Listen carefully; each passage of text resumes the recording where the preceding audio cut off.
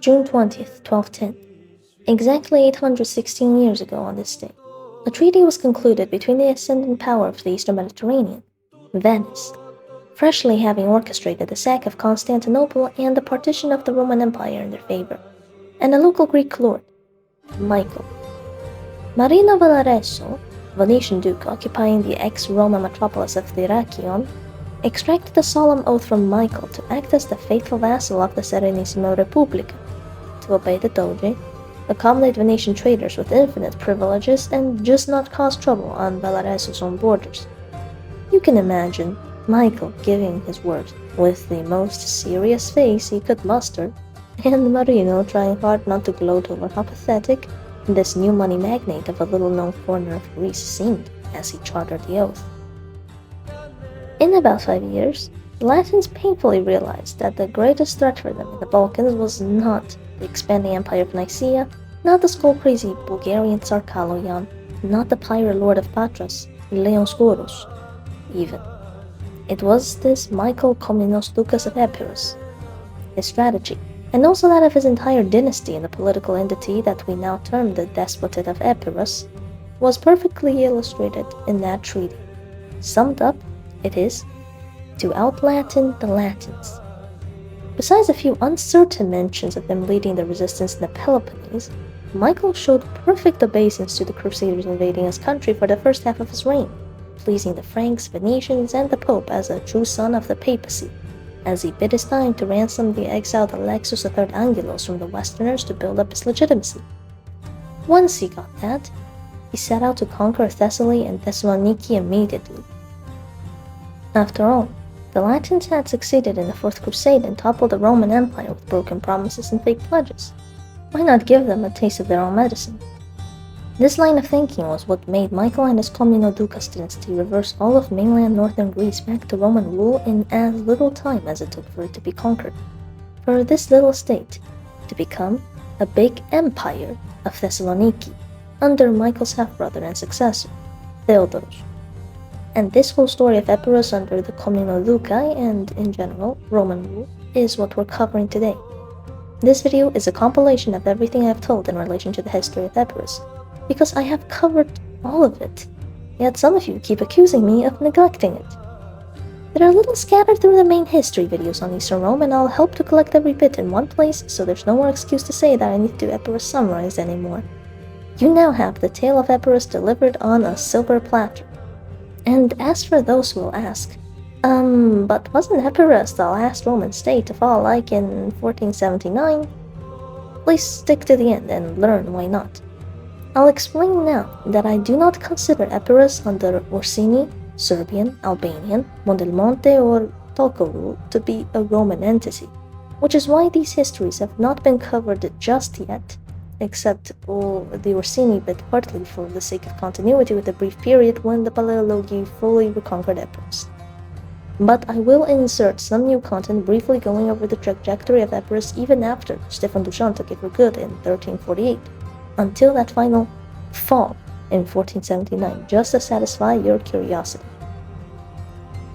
A quick word about the protagonists of the video, the main and OG dynasty of Epirus, the Komnenodoukai, before we start. This designation would be the most accurate since, though they were bastards of the Angeli, this was how they referred to themselves, and I would emphasize that this was not a local Epirot dynasty, nor was this a despotate from the start. Michael Komnenos Doukas' Angelos ancestor was from Asian Philadelphia.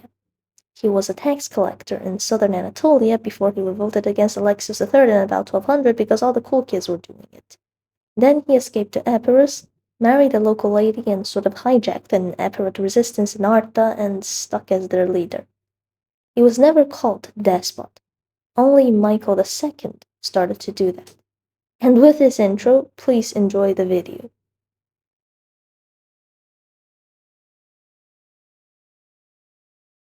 Constantinople has fallen. The Romans are scattered, preyed on by Latins, Bulgarians, and Turks. What happened next, and why did the Roman nation survive for another 2 centuries? The separatism of the Angelos era actually helped contribute to this, as during and after the Latin siege of Constantinople, a lot of local Roman lords created their own regional powers, straying from the authority of Constantinople, so they continued to function even after the capital fell.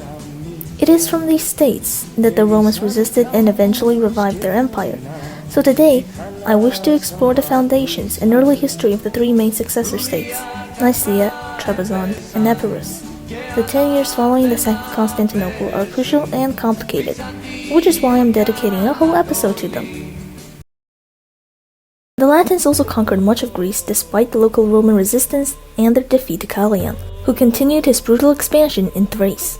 The Romans soon realized that even Latin rule was better than being Kallian's slaves, especially since the new Latin emperor, Henry, was a chill guy. In 1205, the kingdom of Thessaloniki was set up by Boniface of Montferrat, who then defeated the Peloponnesian magnate, Leon Skouros, pushing even further south into Greece. But all was not lost for the Romans of the west, for they soon had their own center of resistance as the Romans of Asia did, Epirus. Michael Angelos, or rather Komnenos Doukas as he liked to call himself, worked with Boniface, but he got tired of it and settled in Epirus, where he founded a new state.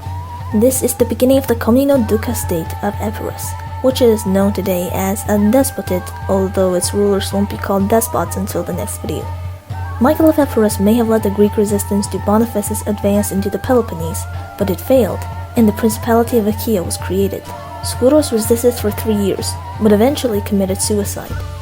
Most of Greece was now under the Francocratia, while Michael expanded his Epirot state. Kallian, on the point of capturing Thessaloniki, died suddenly after terrorizing the Balkans for years. Some say he was struck down by Saint Demetrios, but we'll never know. Henry must have felt stupid, because he just offered Laskaris Kyzikos and Nicomedia for a truce, so he could focus on Kallian. But Epirus must have been thrilled at Bulgaria's misfortune. Michael started leading more campaigns. Later this year, he defeated a group of Latins coming from Italy to reinforce Constantinople, and may have also tried to help Skouros' resistance in Greece. His rhetoric was intensely anti-Latin, but like David of Trebizond, he also pretended to bow to the Latins, negotiating with the Pope and other Latin powers. But he had no intention of actually keeping his promises to them. By 1209, Michael of Epirus was now on friendly terms with the Latins, a vassal of Constantinople and Thessaloniki, so he was able to ransom Alexios III from his Latin captors. Yes, he somehow got captured, don't ask me how, the man was just incompetent. Angelos gave Michael some very much needed legitimacy, then set off to his spiritual son Kekos' realm in 1210, while Michael got down to conquering Thessaly. Trebizond's imperial dream was almost snuffed out. Meanwhile, Epirus was making progress on theirs. By 1212, they had Thessaly, and in 1213, Michael retook Dyrrhachium from Venice. Now, the next most likely state to fulfill the restoration was Epirus. Trebizond was confined to Pontus and cut off from Nicaea and the other states, making them just a regional power, while Michael's aggressive expansion made Epirus more powerful by the day, though by late 1214, he was assassinated. This did not stop Epirus' rapid rise, as his half-brother, Theodoros Komnenos Doukas, became the greatest conqueror Epirus saw, and even took the title of emperor, putting him seriously at odds with the Latins, Bulgarians, and Nicaea. But the hot-headed Epirot emperor would also fall just as quickly after underestimating Bulgaria.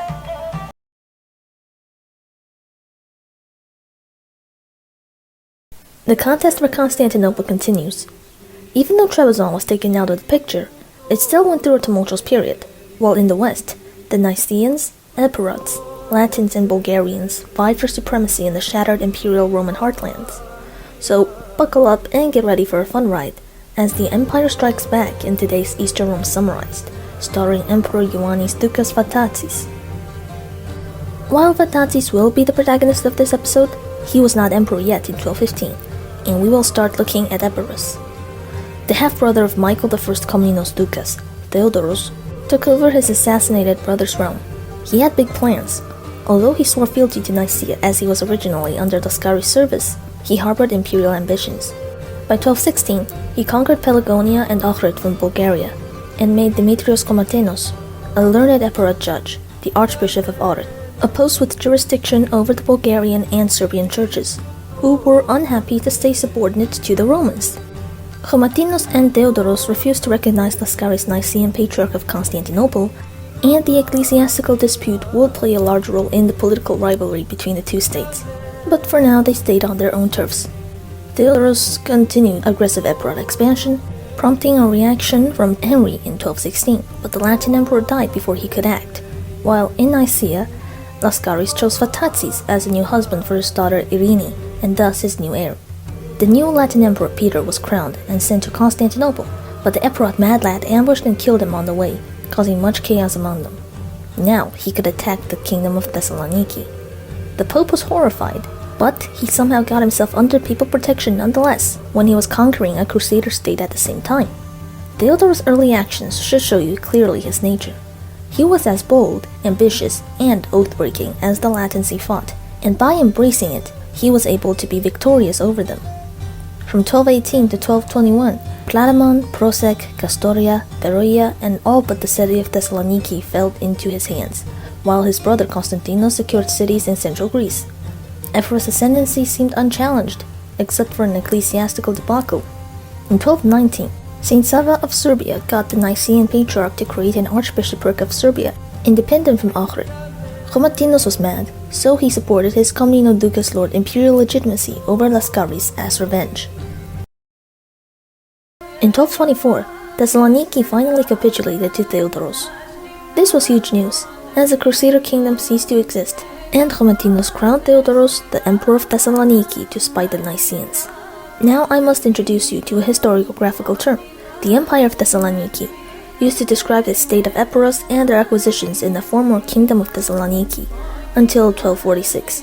It is confusing, like Epirot history, and after 1230, the Komnenodoukas realm gets even more messy because Theodoros' brashness fractured his empire to two, one based in Thessaloniki and another in the traditional capital of Sparta. But to get back to history, Vatatzis was not happy that his legitimacy was challenged by Epirus and Laskaris' brothers, who seethed about how they should have been emperors and turned to the Latins for help. The Laskaris and Latins faced Vatatzis at the Battle of Phimaninon, but were crushed. The Latin Empire was now fully going downhill. The Pope had planned an explicit crusade against the Christian Romans due to Thessaloniki, but like every crusade, this one went wrong, so the Latin Empire got no help from the West. They completely lost Asia to Vatatzis in 1225.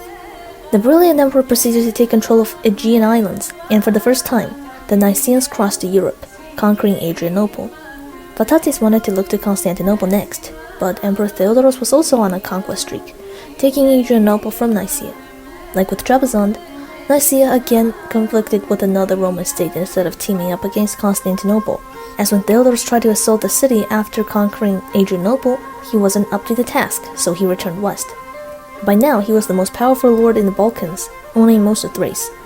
So he spent a few years dealing with internal matters, including forming a guard unit of the famous Tsakonians and improving relations with Western powers, while his archbishop, Komnenos, used his legal talents to work tirelessly for the Epirots. Epirus was unique out of the three Roman states to not have official histories written nor flourish much intellectually, but those early years of the Empire of Thessaloniki was its golden age, and its many surviving documents paint a vivid picture of Epirot's social, legal, and ecclesiastical history. Nicaea did experience a cultural flourishment though, and whereas Epirus had great legal scholars like Komnenos, Nicaea had respected philosophers like Nikephoros Vlemidis and his student Georgios Akropolitis, who is also our main historian for the exile period and would have just arrived at the court of Nicaea around now. Vatatzis himself preferred his administrative capital of Nymphaeon more than his cultural capital of Nicaea, and he wasn't very nerdy, but his court at Nicaea very much was. His empress Irene Laskarina and his trusted administrator Dimitrios Komnenos Tonikis were all erudite and fostered a lively intellectual atmosphere in the empire. Vatatzis promoted learning among other projects to strengthen his empire, but kept a low profile for a few years, waiting for Epirus to fall. His patience was rewarded. In 1228, the Latin Emperor Robert died, and Constantinople was ruled by a child. So Theodoros jumped at the chance and prepared to attack. The Latins picked John of Brienne as their regent in 1229, but Tsar Ivan Asen II of Bulgaria could have been picked as well, and Theodoros wasn't having that. He decided to first defeat Bulgaria before Constantinople and marched on Asen's territory in 1230. Asen, however, was Thessaloniki's ally, and he was rightfully angry at this aggression. What followed was the Battle of Komnenodoukas, where everything Theodorus worked hard to win was lost in one conflict. According to Acropolites, the haughty Theodorus, who never lost before, went to war with all his family and valuables, while Asen stuck the broken alliance treaty on his spear to motivate his army. Needless to say, the overconfident emperor was defeated, his royal court captured, and all his army too. Now, Asen distinguished himself from his uncle, the Roman slayer, and let the common soldiers go home, while for Theodorus' family, he kept them in comfortable captivity. The Empire of Thessaloniki was kept together by the sheer energy and prestige of its now captured emperor, so the empire collapsed. Most of its northern realm fell to Bulgaria, and Thessaloniki was taken by Manuel Komnenos Doukas, Theodorus' brother who fled from Komnenodoukas. The new emperor was basically a Bulgarian vassal, and the bastard son of the first ruler of Epirus, Michael II Komnenos Doukas, exiled by Theodorus, quickly seized this chance to recapture the core Epirot territories. Both Constantinos in Aetolia and Michael II in Epirus recognized Manuel's suzerainty, so the emperor gave Michael the title of Despotes, a sign of nominal subordination. As for Theodorus, he will still be important, but his reign as emperor was over. Using his daring and skill, he conquered most of the European provinces and was close to Constantinople before his hubris took him down. If you want to learn a lesson from this video, learn from Theodorus. Do not be arrogant. He was treated fine by Asen, but sometime later, he was blinded. One can't help but think Vatatzes had a hand in the blinding of his rival, because the patient Nicaeans soon tried allying with Bulgaria.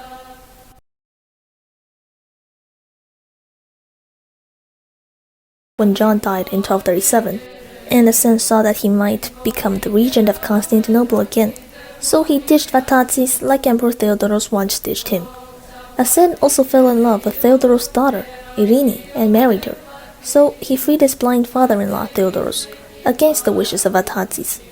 Theodorus snuck into Thessaloniki and ousted Manuel from power to place his own son Ioannis on the throne.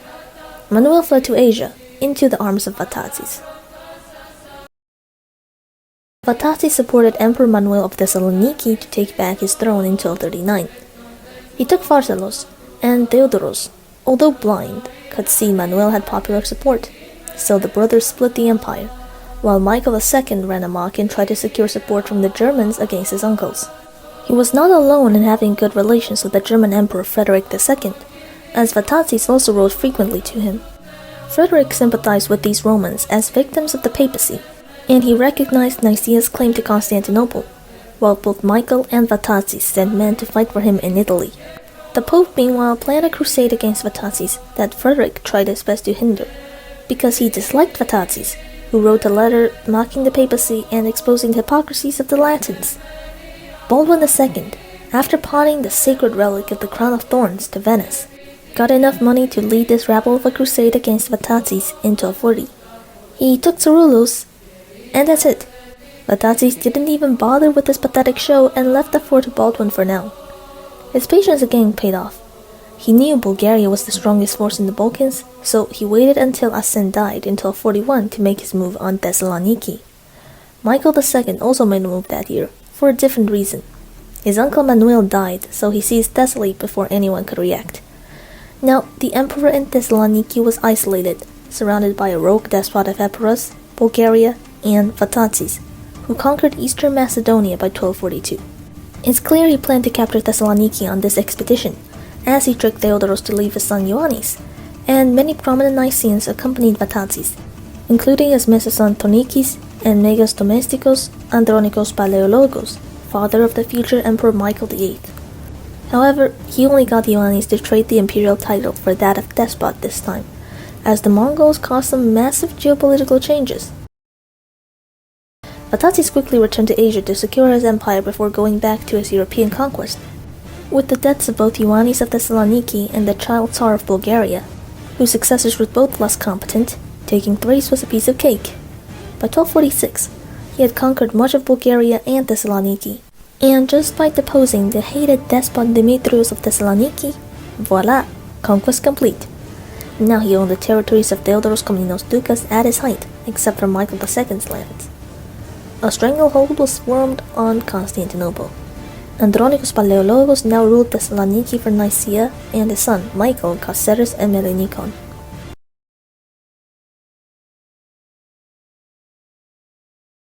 The only western rival for Vatatzes was Michael II of Epirus.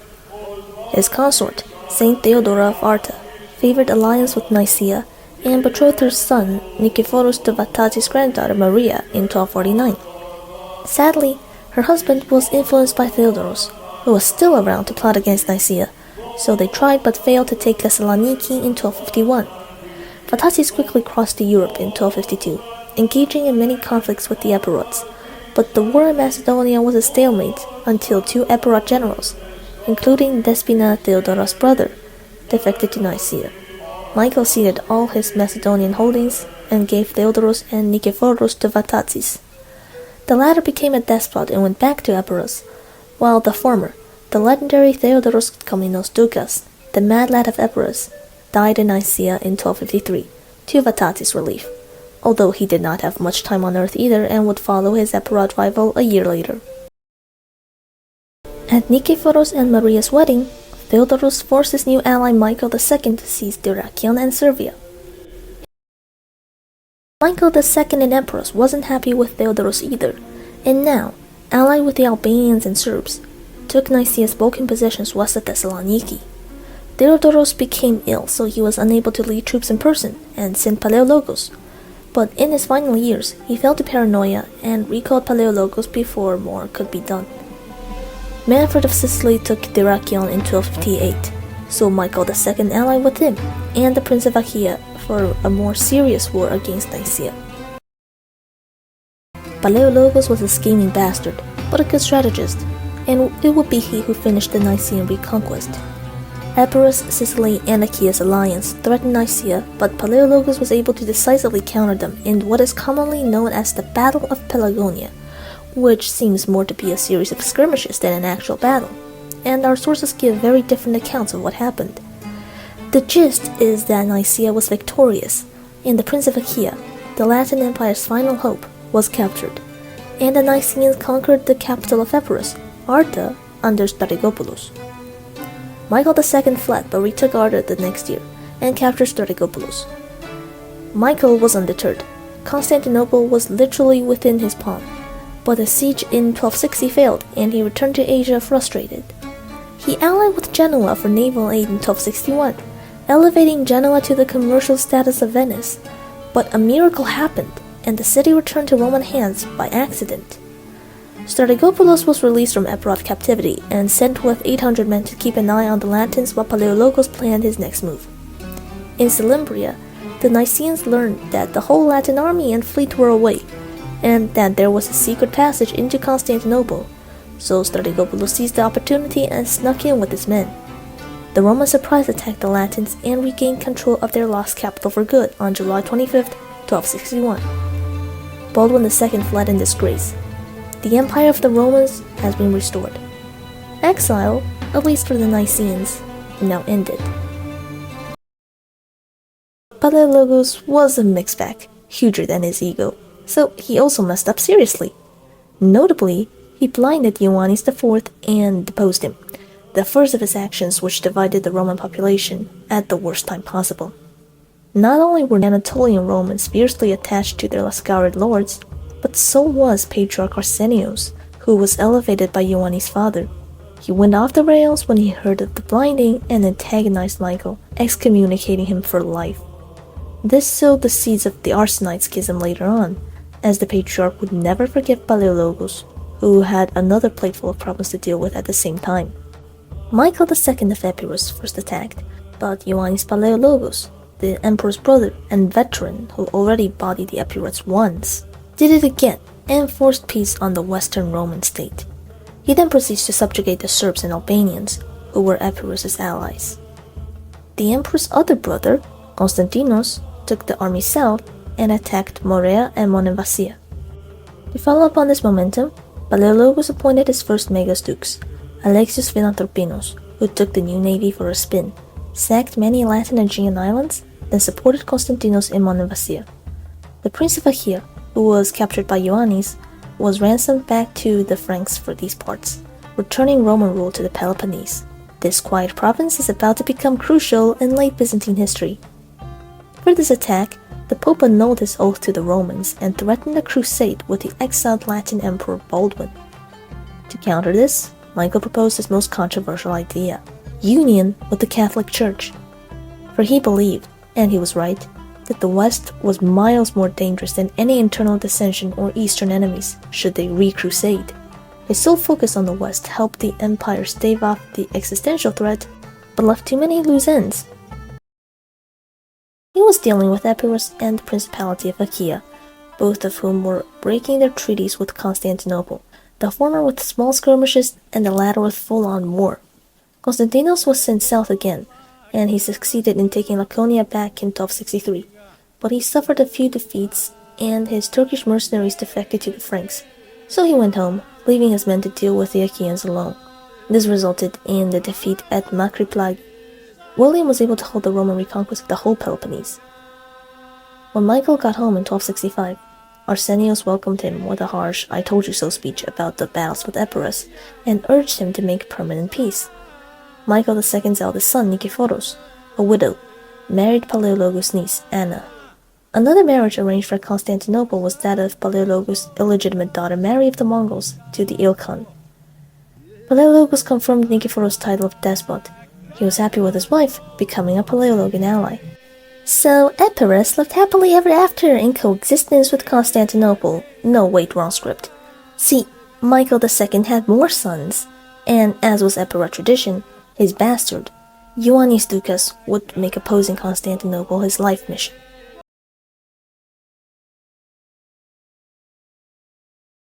When Michael got rid of Arsenios and installed his own patriarch at last, this caused the Arsenate schism. Arsenios didn't lift his excommunication of Michael, so when a new patriarch did, that sparked fierce controversy. Arsenites were made up mostly of these Anatolians, and they caused countless troubles for the administration.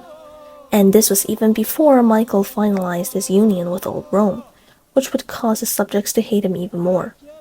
During these years, however, with the advent of such an unthinkable insult against orthodoxy, many Romans sought refuge with Michael's rivals in Epirus and Trebizond, asking them to champion the Roman faith.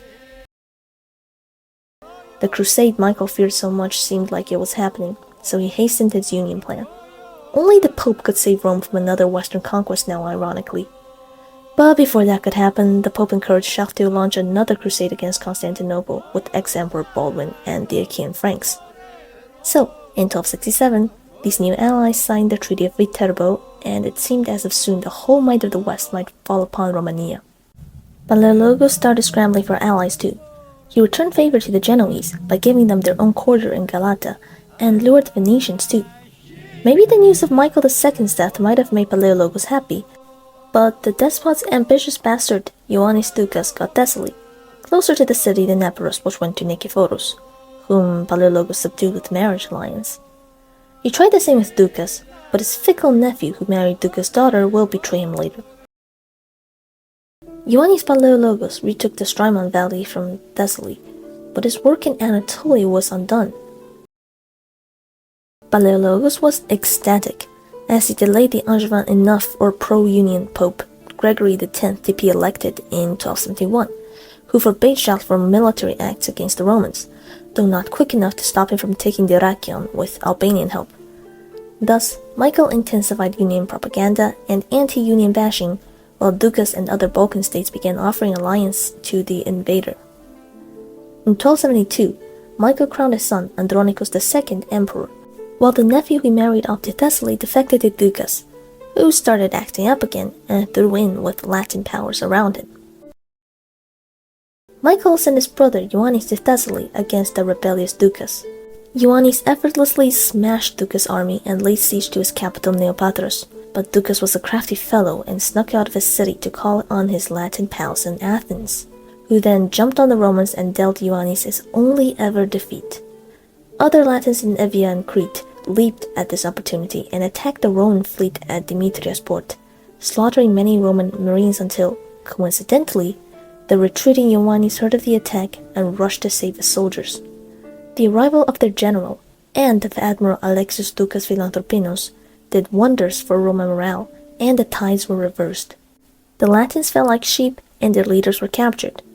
This battle did insane damage to the Aegean Latins, which Licario was able to capitalize on later. But his patron Philanthropenos died of a wound from the fight, and Ioannis Palaiologos resigned from the army despite this brilliant victory, as he was deeply ashamed of what happened at Neopatros. But really, that wasn't his fault. Michael lost two of his best generals, but he got Licario, trusting him to retake the Aegean for the empire, which he now set out to do. Meanwhile, the Romans made it to the Council of Lyon, where Michael's historian, Georgios Acropolitis, presented documents of submission to Old Rome, and reunion was achieved. This allowed Michael to attack Angevin footholds in Albania and Epirus, reducing the western threat, but you can imagine how appalled Romans were. In Bulgaria, Tiek's wife, Michael's niece Maria, took over and tried to incite enemies of the empire to attack. Her court became a hotbed for anti-unionists, like Epirus and Trebizond. But Gregory X died, meaning all that work put into union was again wasted. The Romans were on the brink of civil war for nothing, and Shah was free to attack the Romans again. This time, even Nicephorus started negotiating with him, and Genoese pirates just decided to show up at the worst time. In Neopatros, Epirus hosted an anti-unionist synod in 1277, excommunicating Palaiologos, who let Vecus excommunicate them too in a council of his own while he kept persecuting Arsenites and the Josephites, who were angry at Joseph's resignation.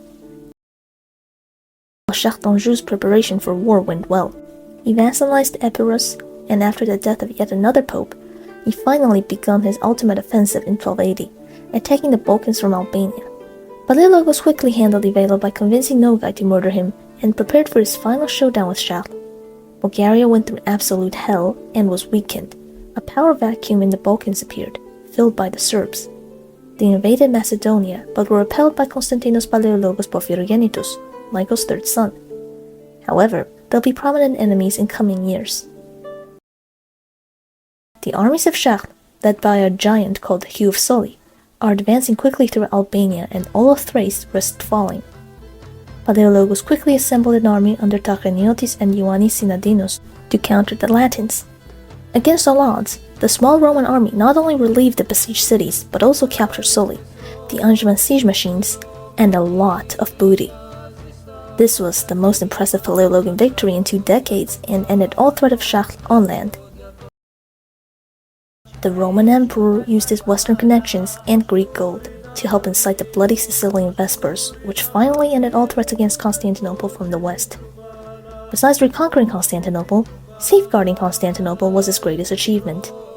It took him 20 years, but he did it, although in the meantime he could do almost nothing about the smaller problems plaguing the empire: the Turks, the Serbs, and Roman rivals.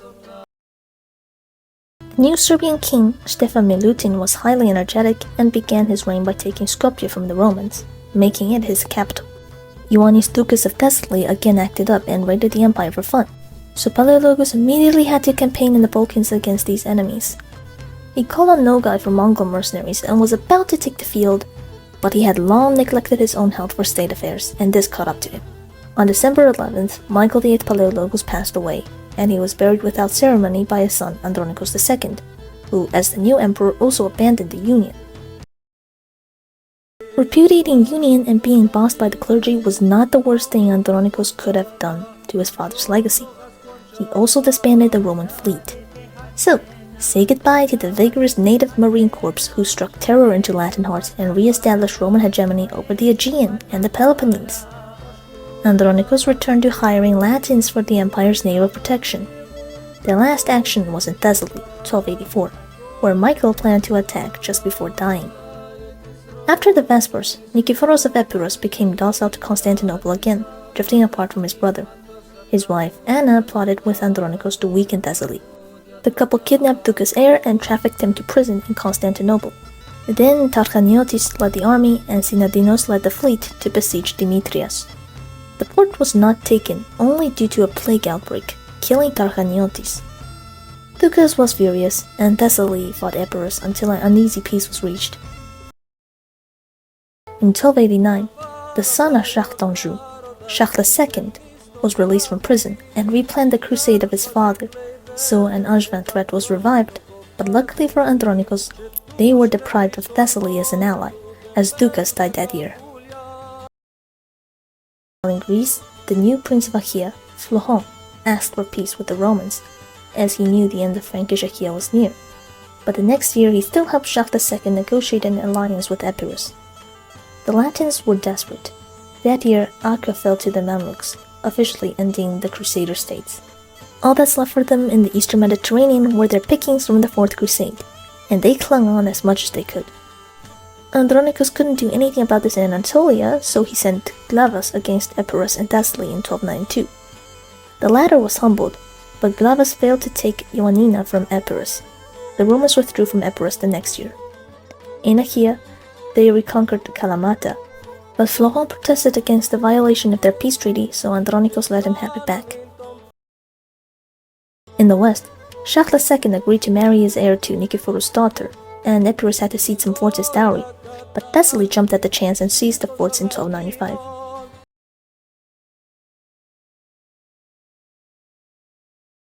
By the end of 1308, the Almogovers besieged Thessaloniki, hoping to make it their Macedonian capital, but fierce local Roman resistance, led by the Anatolian Roman general Andronikos, drove them further south.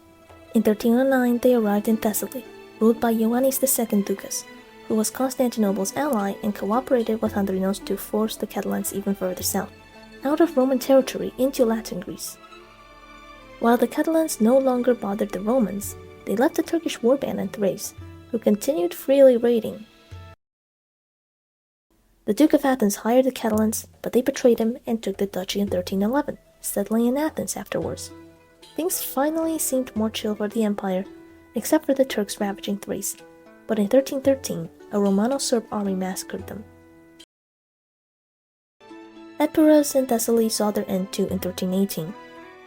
Despot Thomas was murdered by his nephew Nicola Orsini, the Latin Count of Kefalonia, who took southern Epirus, while Romans in Ioannina and the north rejoined the empire. Ioannis II of Thessaly died too in 1318. His southeastern realm was seized by Catalans, while the northwest went to a local magnate who ruled the area in Andronikos' name. Orsini too sought imperial approval and obtained the title of despot in 1319, but Epirus was a Latin state, no longer a Roman one. This was the end of the Komnenos Doukas Dynasty in Epirus and later Thessaly. From 1205 to 1318, they ruled a good century in northwestern Greece and defined the system there for the rest of the late Middle Ages. As you just saw, the Orsini would claim to be Roman despots, and these Italian nobles ruled from Arta for 2 decades before Andronikos III Palaiologos fully restored Epirus to the Roman Empire. Now let's discover his policy of reconquest in the Balkans, the only theater with such potential, now that Anatolia was all lost by the start of his reign. Andronikos III would create a true Balkan Roman Empire by the time he died, after which the opportunistic and energetic Serbian monarch, Stefan Dušan, would swoop in and enjoy the fruits of his labor, including in Epirus.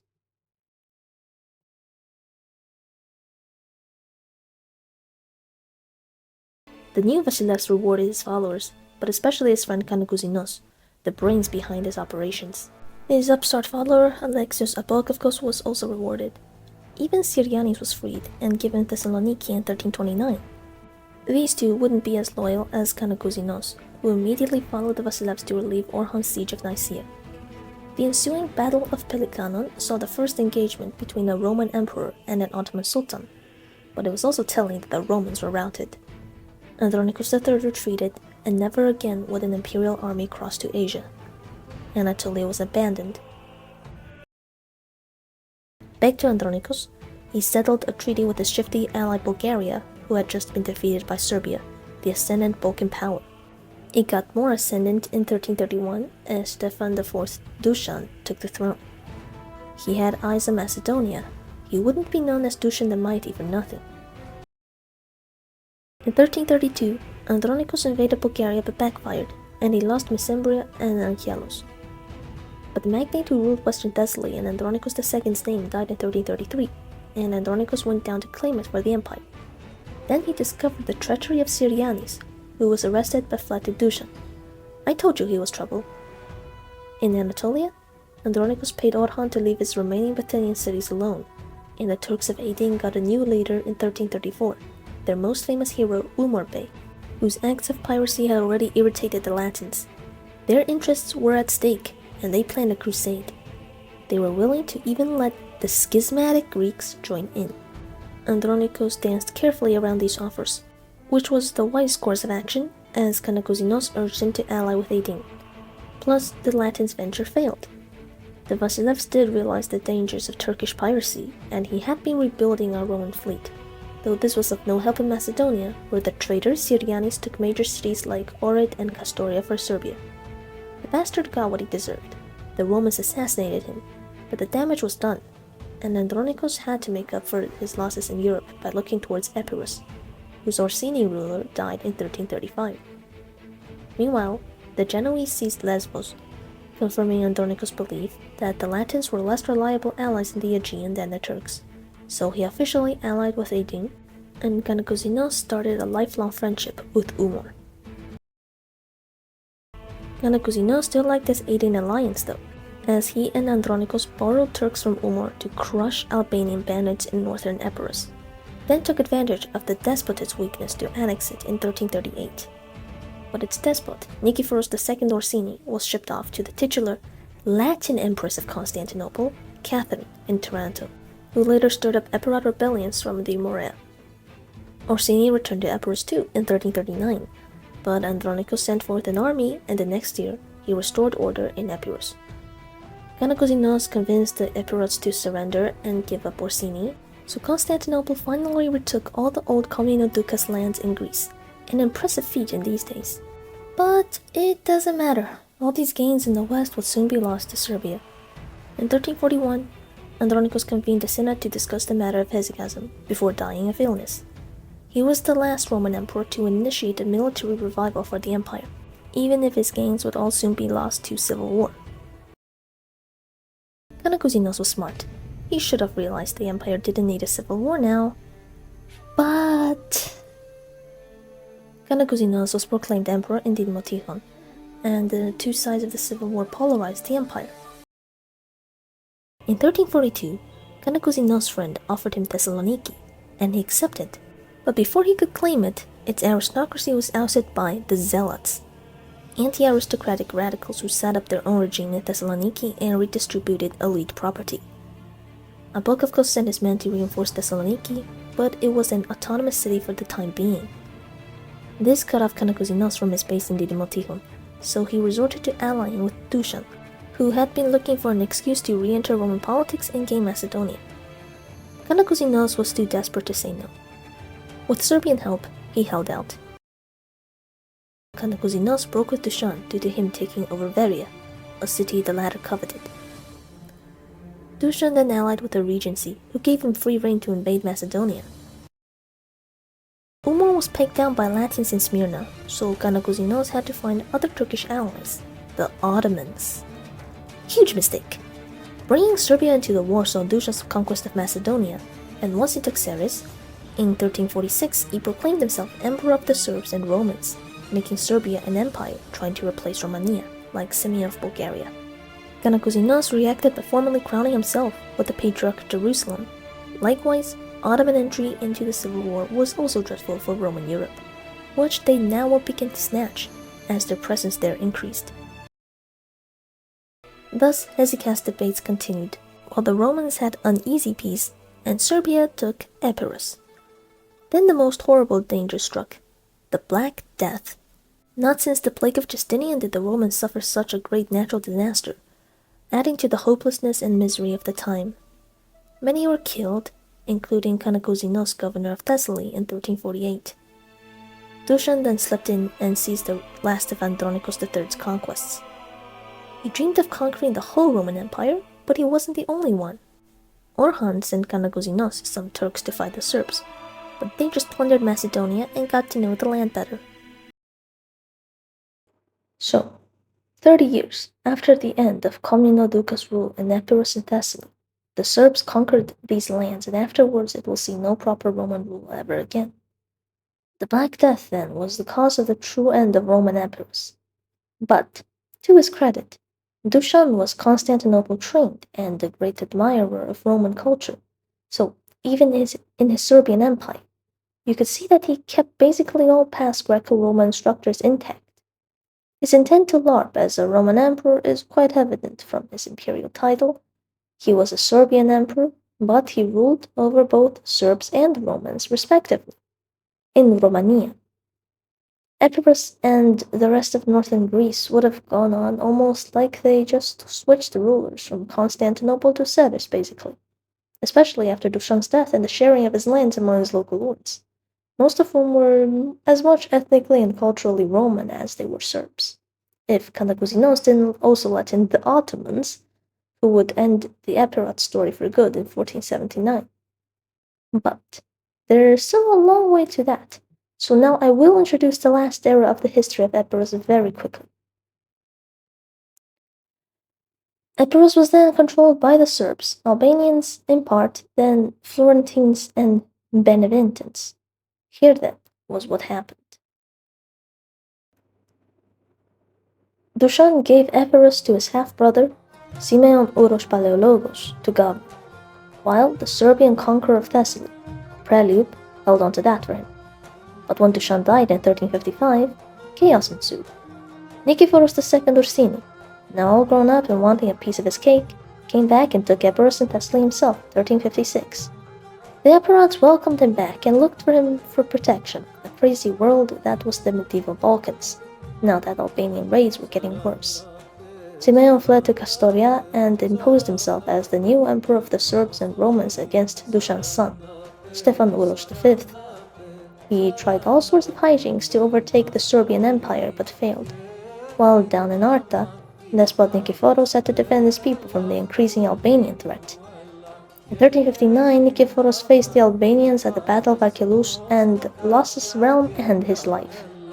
From now on, Epirus was divided by the Serbs and Albanians because once Simeon realized that he couldn't budge the Serbian lords in the north and that there was a power vacuum in Greece again, he decided to just grab the southern empire Dušan left behind. He invaded Epirus and established himself with Albanian help, while as for Thessaly, he secured it in 1360 after exchanging Kastoria for it from the new invader, who was the stepfather of the late Preljub's son, Thomas Preljubovich. In this way, Simeon became master of Epirus and Thessaly. But he eventually realized ruling so much territory was hard work, and delegated the rule of these lands to his lords. Arta and Angelokastrum was given to the Albanians, Peter Losha and Gin Buga Shpata, while Ioannina asked for a strong governor to be protected from the Albanians, so they got Preljubovich. And this was how the government of Epirus split into three: Losha in southern Epirus, Shpata in Akakania, and Preljubovich in the north, while Simeon just retired to Trikala and ruled Thessaly until his death in 1370, acting in favor of the Roman nobles in Thessaly and endowing the majestic monastery of Meteora. His son, John Uroš, succeeded him for a few years before he realized he wished to devote his life to God and became a monk at Meteora, so he abdicated to one of these Roman nobles, the Caesar Alexius Angelos-Philanthropenos, in 1373.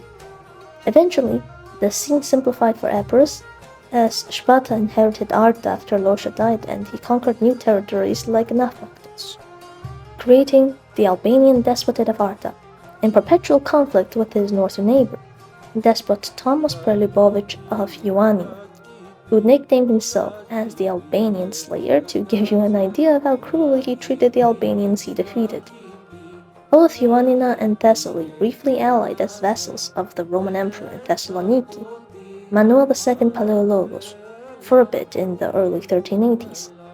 Very reminiscent of the united Despotate of Epirus back in the Komnenos Doukas era, but alas, it never came to be. The Ottomans were too strong a force to resist, and those Balkan lords were too busy fighting amongst themselves. Our Albanoktonos, Thomas, kept making himself hated by both the Albanians and his own subjects, that he died in classic Roman emperor fashion. murdered by his own bodyguards, who in 1384 put his widow, Maria Angelina Ducaina Palaiologina, in power. Maria then remarried the Florentine condottiere, Esso de Buondelmonti, in 1385, starting the chapter of Italian for the Despotate of Ioannina. It kept its rivalry with the Albanians of Arta, and hated them so much it would resort to asking the Turks for help several times, though it would be Caesar-Philanthropenos who actually helped them defeat the Albanians in a major victory in 1389. Afterwards, Arta under the Sparta dynasty kept weakening, with all the offensives from Ioannina, but the two rivals eventually tried to unite, with Esso's son Giorgio marrying the daughter of Murik Sparta, as Ioannina and Arta realized the dangers of another ambitious Italian, Esso's nephew, Carlo I Tocco, the Count of Kefalonia and Zakynthos, that's expanding his power in mainland Greece, buying Angelokastron in 1407 and eyeing the Peloponnese. Esso died in 1411, and Giorgio ruled for like 5 minutes before the citizens of Ioannina invited Tocco over. The Albanians fought him, but lost Arta in 1416. Epirus was reunited at last. Tocco obtained the title of despot from Emperor Manuel II, but his territories in Greece comprised of only Epirus on the mainland, as his misadventures in the Peloponnese were all thwarted by Manuel's sons, especially by despot Constantinos XI Palaiologos of Mistra. When he died in 1429, his nephew Carlo II Tocco succeeded, but would not hold even much of Epirus anymore, as the Ottoman conquest finally touched this corner of northern Greece. Thessaly had been taken decades earlier, and gradually Epirus fell to the Turks. Ioannina fell in 1430, Arta 1449, Angelokastron 1460, and Vonitsa, this little city in Acarcania, became the final stronghold of the Tocco Despotate. Its conquest in 1479 signaled the end of the Despotate of Epirus, which is why we say Epirus fell in 1479. So again, you see that yes, this is a true statement, but it does not enlarge itself to the Roman Empire falling in 1479. Still, even after the end of Roman domination in the region, Epirus had a cool story of its own, being tugged between the Serbs, Albanians, and Italians, all of whom claimed Roman legitimacy and to be proper despots like the Komnenodoukas, whose legacy extends far and wide, even if their time under the sun was short. Hopefully, you enjoyed this video and have a better understanding of Epirot history now. It really is slept on too often, and I hope I've shed some small light on it. Thank you for watching, and thank you also to all my amazing patrons. Dragon Lord, Rofea Game Projects, A Happy Magpie, Gondi Downroth, Tiropita Productions, Francis Morin, Patrick Gapo, Kiasik, and Thanos.